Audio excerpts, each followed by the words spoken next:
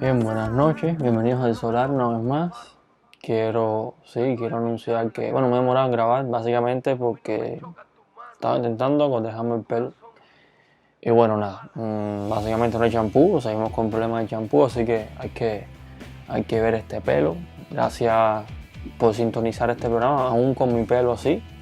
Hoy estamos estrenando, no sé si sale en cámara, no sé si algo pondré una foto. Esto le llamamos publicidad y demás. Bueno, un pulovito del Solar. Quienes escuchen el podcast no podrán verlo. Voy a tratar de circular las fotos por ahí a ver si gusta. A mí me gusta, pero bueno. Y bueno, hoy, siguiendo el nombre de este podcast, no vamos a estar hablando de economía. No es que no vayamos a hablar más de economía, es que hay que refrescar un poco. Y bueno, para refrescar traigo un tema que... No, realmente el tema no es interesante. A mí ahora mismo, mientras estoy grabando, no me parece un tema interesante, pero bueno, igual pueden escuchar el podcast, ver el video y bueno, a lo mejor sí les parece interesante. Y es el tema del marxismo en Cuba hoy. A mí no me tocan tus disparos, yo ando de blindado en la caravana. A mí no me chocan tus manos, yo ando un corazón antibalas. Este tema que traigo del marxismo en Cuba es una cosa que ya he trabajado, ya he escrito algunas cositas cortas, he escrito otras que no están publicadas, otras que sí están publicadas. Es un tema que más o menos está entre las cosas centrales que yo siempre estoy mirando, trabajando, leyendo. Pero bueno, voy a resumir. La idea central de este episodio es que el marxismo en Cuba hoy sigue siendo esencialmente marxismo-leninismo, es decir, sigue siendo esencialmente estalinismo.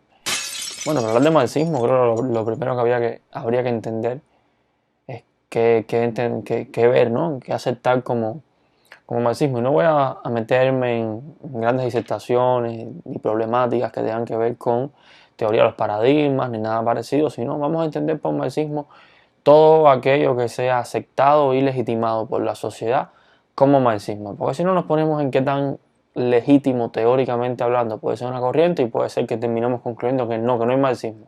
Hay dos o tres marxistas sueltos, pero marxismo no hay. Entonces, para evitar ese tipo de conclusiones que matan todo debate, simplemente vamos a entender por marxismo todo aquello que sea avalado como tal socialmente.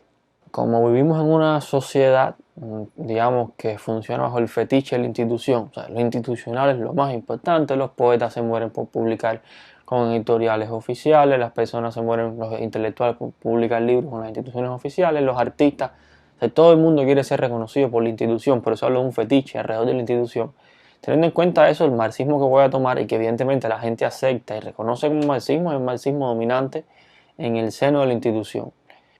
Y bueno, ahí entra lo que podemos llamarle un marxismo académico. En Cuba hay un marxismo académico y uno que se autodenomina marxismo crítico, que es un marxismo que encuentra, insisto, como estamos hablando de el marxismo que habita dentro de las instituciones, propiamente por el fetiche de la institución. Sí, tengo que decir las instituciones, obviamente, ¿no? que acogen a este tipo de pensamiento. Y bueno, este denominado marxismo crítico, a grandes rasgos, habita en centros como el Centro Martin Luther King, el Instituto Cubano de Filosofía y el Instituto Juan Marinelo. Es decir, no quiere decir obviamente que estas instituciones se caractericen por, pero realmente son instituciones con una labor mucho más amplia que trasciende. Pero bueno, los espacios institucionales, legitimados, donde este tipo de discurso que estoy mencionando, este autodenominado marxismo crítico, puede acceder, puede proyectarse, puede hacer espacios, ¿no? Charlas, conferencias, publicaciones, son principalmente estas tres instituciones que estoy mencionando. Por si acaso, el marxismo independiente, bueno, el marxismo independiente encontré muy poco en internet, sería un poco desproporcionado hablar de la labor independiente que hacemos, o sea, como marxismo independiente, como marxismo no hegemónico, marxismo no institucionalizado, un conjunto de investigadores, intelectuales, ensayistas, articulistas cubanos. Entonces, para no caer en esa cuestión, simplemente me salto todo ese lado porque me interesa sobre todo el marxismo hegemónico, el que importa. De nada sirve que podamos encontrarnos una persona, dos personas, 3, 20 en un determinado lugar haciendo algo maravilloso como marxismo, cuando eso no es lo hegemónico, no es el que se impone como norma en la sociedad, y es básicamente lo que se impone como norma lo que ocupa este episodio. Algunos hablan de la crisis del marxismo.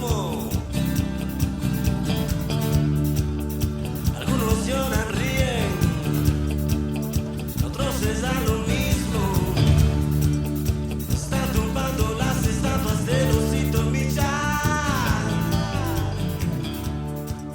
Retomando el tema, quedamos en que tenemos en Cuba lo que podemos pensar como una tropicalizada versión del marxismo-leninismo, dígase del estalinismo, y una suerte, y atiendan bien esto, algo que podríamos llamarle neo-leninismo, es decir, el intelectual cubano Armando Chaguacé, en algún ensayo publicado, no recuerdo dónde, en Cuba Posible, hablaba del neo-leninismo en Cuba. Yo realmente discrepo un poco del término, considero que el término más aceptado sería el neostalinismo, sobre todo por la cuestión de que en las últimas, o sea, es un poco injusto con Lenin asociarle unas cuestiones extremadamente dogmáticas, sobre todo en términos políticos. Las últimas obras de Lenin, los momentos finales de su vida, teorizó mucho sobre el tema de la participación popular, del control obrero, es decir, de una especie de democratización de la gestión económica dentro del socialismo, y un poco llamarle neoleninismo a corrientes dogmáticas y cercanas al estalinismo sería injusto. Entonces podemos hablar realmente de un neostalinismo en Cuba. Si tenemos ya dos grandes centros definidos, definidos no mencionados, habría que definirlos ahora. Primero es el estalinismo tradicional, una tradición cubana estalinista que, bueno, bebe sobre todo de la influencia de la internacional en los primeros partidos comunistas, se hereda después, se hereda todo el PSP, se ve en los primeros años de la Revolución Cubana. Bueno, no vamos a meternos en esas cuestiones. Y bueno, este neostalinismo que está todavía un poco en el aire, al menos en este episodio. Bueno, el primero, el marxismo-leninismo clásico de toda la vida, toma cuerpo, existe, se ve, se nota en el discurso académico, en la disciplina de marxismo-leninismo que existe en la educación superior. Estamos hablando de tres asignaturas esencialmente: la asignatura de Filosofía y Sociedad, que se imparte en toda la educación superior en formatos básicamente de 1 o 2 semestres de Filosofía y Sociedad, que es como se llama la asignatura de filosofía marxista-leninista, filosofía y sociedad, si se da en la educación superior, y que es una asignatura que, bueno, puede revisarse su bibliografía básica, está llena, o sea, su libro de texto principal está construido sobre citas y razonamientos clásicos del marxismo-leninismo soviético, o sea, hay una especie de manual cubano de marxismo-leninismo. Por otro lado tenemos la economía política. O sea, la economía política marxista que se imparte en Cuba es esencialmente una asignatura de corte estalinista. Está permeada por todo el trabajo de la Academia Estalinista de Economía Política, la Academia Soviética, versión Stalin de Economía Política. Y sobre todo se nota en sus libros de texto, en lo que se cita, en la manera en que se imparte, está muy, muy permeada por el marxismo-leninismo, su metodología, su discurso marcadamente clasista. Pero bueno, eso puede ser otro episodio, quizás en los comentarios que genere ser un poco explicando por qué la economía política marxista que se imparte en la educación superior cubana es también parte del marxismo-leninismo, más allá de que lo declara abiertamente. Estaba pensando ahora en su principal libro de texto, la doctora cubana Sara Rodríguez, que habla abiertamente de marxismo-leninismo. Y por último, la teoría sociopolítica. No voy a meterme en la teoría sociopolítica, pero bueno, esas son las tres asignaturas que no me lo estoy inventando yo, sino que explícitamente se consideran el bloque que conforma la disciplina de marxismo en la educación superior cubana. O sea, así está escrito, así está legislado y establecido. Y bueno, este marxismo-leninismo, o sea, y aparte de todo este despliegue en disciplinas que realmente puede ser que sea insignificante. Si uno ve el peso que tiene, todo eso puede sumar un conjunto de 5 o 6 semestres a todo reventar. Bueno, 5 o 6, no voy a ponerme a montar cuántos semestres puede ser, eso es algo poco significativo dentro de un programa, un curso, o sea, 5 años, 4 o 6 años en la educación superior cubana. Y bueno, cuenta con un departamento en el Ministerio de Educación Superior, el departamento de marxismo-leninismo, que es el encargado de salvaguardar, de cuidar, proteger, fomentar el estudio y la conservación y que exista, que sobreviva el marxismo-leninismo dentro de la educación superior.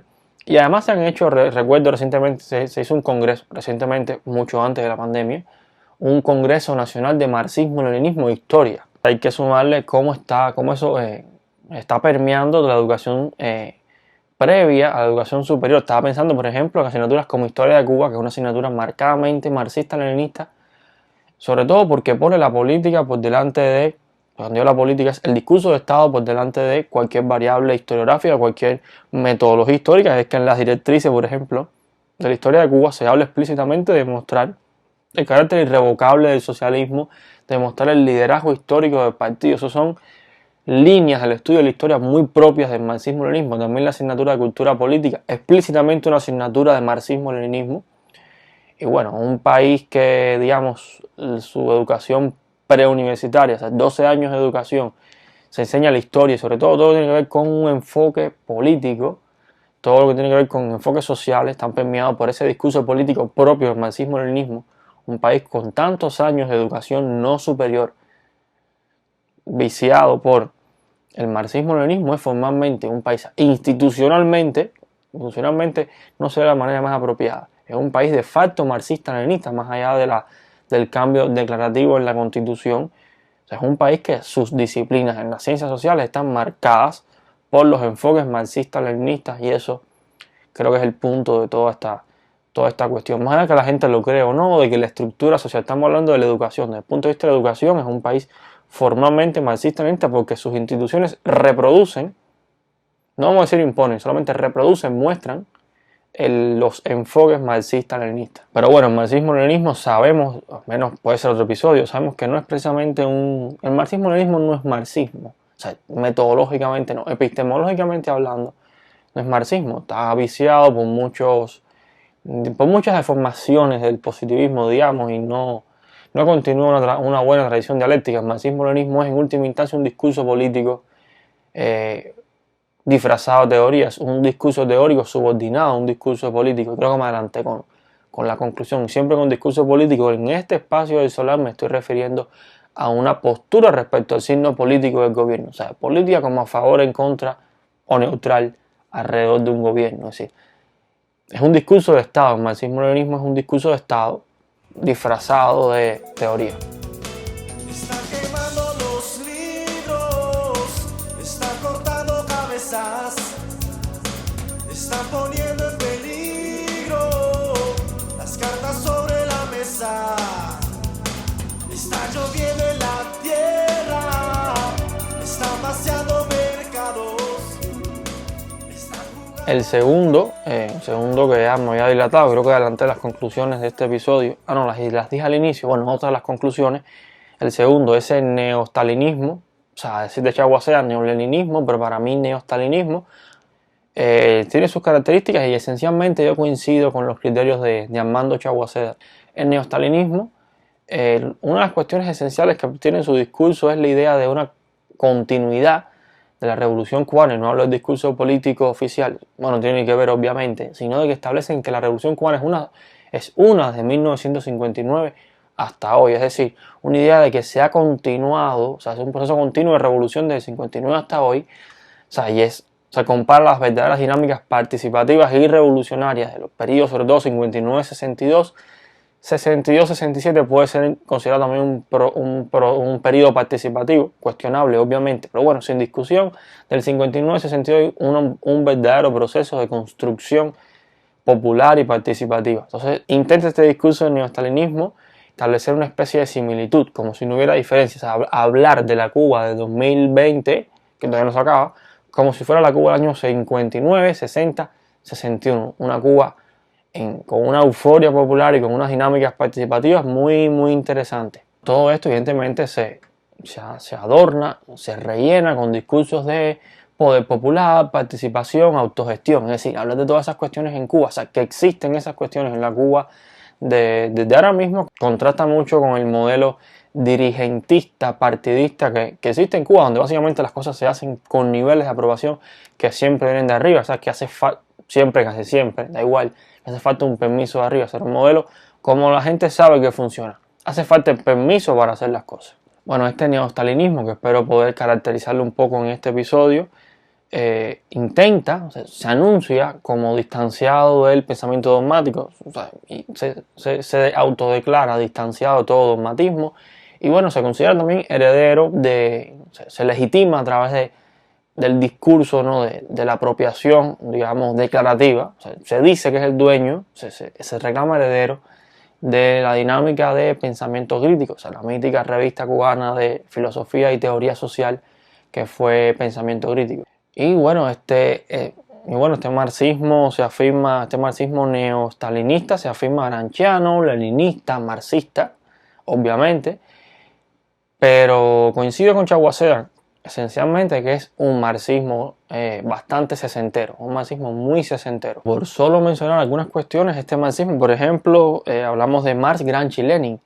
Para el caso de Lenin, este marxismo rescata, se apropia de un falso debate que ha contaminado el marxismo durante mucho tiempo, tal vez merezca otro podcast, como casi todo, que es el falso debate mercado-planificación. Este neostalinismo asume la noción de mercado muy vulgar, que nada tiene que ver, digamos, con la que defendió Lenin. Yo estaba pensando en un texto que se llama Acerca de la cuestión de los mercados, una de las traducciones con la que está este texto de Lenin, donde Lenin habla de la objetividad del mercado, o sea, la objetividad y la inevitabilidad del mercado, idea que además se puede encontrar en la obra de Marx.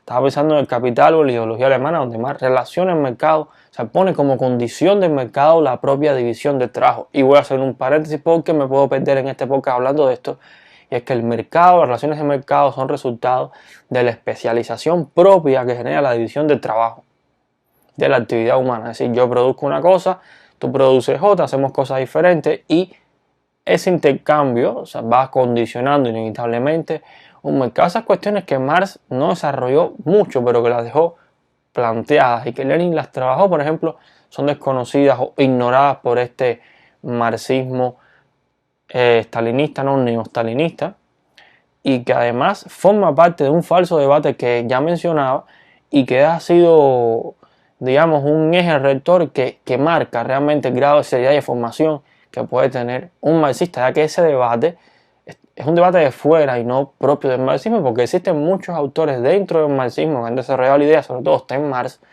de esa falsa dicotomía y sobre todo no asumir la noción de mercado liberal, este mercado puro, abstracto que asume el liberalismo, como algo propio del marxismo. Es decir, el marxismo debe plantearse, el marxismo no, vamos a rectificar. Desde Marx se plantea una noción diferente de mercado. Eso es algo muy importante, ya que estamos hablando de marxismo, que debe tenerse en cuenta siempre.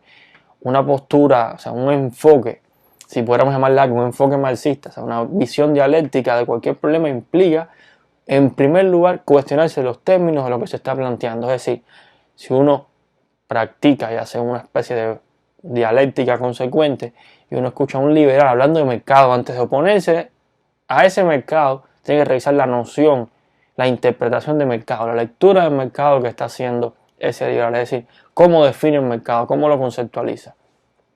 Y esta cuestión que hace Marx y que continúa Lenin de repensar el mercado, o sea, ya no verlo como ese libre mercado, y me puedo ir del tema mucho, sino como un resultado social. O sea, esa abstracción del mercado libre no existe.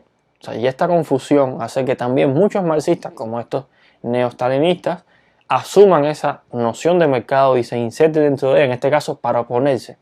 Para el caso de Gramsci es un personaje muy interesante, pero rápidamente estos marxistas neostalinistas rechazan o ignoran, por ejemplo, todos los llamados advertencias que hace Gramsci sobre los peligros del sentido común para la teoría. ¿A qué me refiero con esto?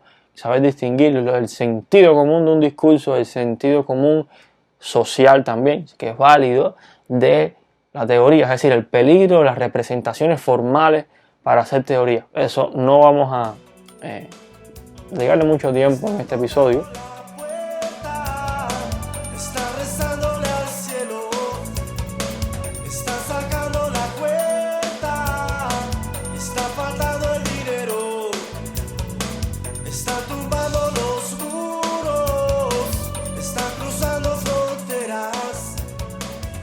Y bueno, de Marx, ¿qué se puede coger de Marx? Yo a grandes rasgos podría decir que una cuestión esencial, y es que la dialéctica no es teleológica, es una cuestión que se puede notar mucho si se estudia, se revisa, se profundiza en el capítulo 24 y 25 del Capital, donde se expone claramente cómo los fines del sistema capitalista no son otros que reproducirse a sí mismos, o sea, no hay un escalón más allá. El sistema se readapta, se ajusta con el fin de sobrevivir, una cuestión básica, sobre todo que rescata la idea de necesidad, la filosofía espinosista, pero que no pinta nada ahora la de Spinoza. Pero sí deja claro que en la dialéctica no hay teleología, porque la dialéctica es la ciencia para explicar el automovimiento. Es decir, algo diferente, un escalón superior sería determinadas condiciones de un nuevo sistema. La dialéctica no puede predecirte cómo sería un nuevo sistema, sino explicar la lógica orgánica de uno existente. Ese rechazo a la teleología que está bien claro en Hegel y que está expuesto en Marx en capítulos 24 y 25 del Capital, donde no pone una finalidad del sistema más allá del propio sistema, creo que es ignorada también en el mismo momento en que uno empieza a hacer teleologías como puede ser capitalismo, escalón socialismo, escalón comunismo. Eso es una clásica teleología, un punto A, de un A a un B a donde se debe llegar, y eso no es propio del ejercicio dialéctico. Y bueno, este neostalinismo y el estalinismo también usa mucho el término burgués como un peyorativo. Esto es algo que me da mucho la atención y que es un rasgo esencial más allá del plano teórico, aunque sigue estando en el plano teórico. Es decir, parte de una concepción donde se suele acusar esta metodología clásica del estalinismo de matar al mensajero, de burgués y enemigo ideológico. O sea, no estoy diciendo que ande por ahí ahora usted mirando, donde quien habla de enemigos ideológicos, ahí tenemos un neostalinista o un estalinista. Obviamente puede ser que tenga razón, pero no es lo que yo busco, al menos con la realización de este episodio. En este juego de la historia solo pasamos ficha. Algunos prefieren decir recuerda la revolución ahora, pero otros quisieran decir remember the revolution now. Este discurso del neostalinismo también aborda otras cuestiones que no quisiera mencionar aquí, como por ejemplo el gran debate, pero sobre todo una cualidad implícita que es propia del estalinismo, que es la subordinación del discurso político en el sentido mencionado en este episodio, un poco antes, no sé cuántos minutos, porque no sé qué tiempo llevo grabando, que es la idea de construir un discurso teórico, pretendido teórico, para hacer una validación política, es decir, hablar de imperialismo, capitalismo, socialismo y una serie de palabras, pero su objetivo real es validar el signo político, en este caso del gobierno cubano. Es decir, todas esas palabras tienen sentido si se insertan, si se agrupan para hacer una validación del gobierno cubano. Es un discurso que se llama, para dar en última instancia, un discurso de Estado. Su fin último no es generar una teoría, digamos, con cierto grado de objetividad. Su fin último es generar un discurso de Estado. Y bueno, para todo eso, este neostalinismo simplemente se adorna,